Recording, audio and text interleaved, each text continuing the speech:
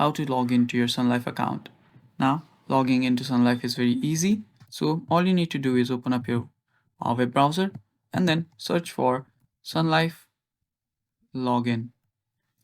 After you do that, on the top you'll see the sign in to your Sun Life account option. Just open up that link and then you'll be directed to this page right here. Now here you can see you can sign into your Sun Life account or even register for your Sun Life account online. Now from your account, what you can do is you can submit your claims, you can check your balance, you can find healthcare providers and even view your coverage details. Now to log in, go back to the first page and then tap on sign in. After you do that, a new page will load up. There you go.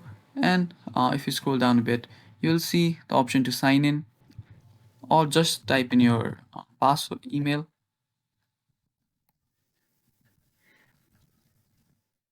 And after you type in your password, you can click on remember me, so your login process for the next time will get easier, and then just type in your password.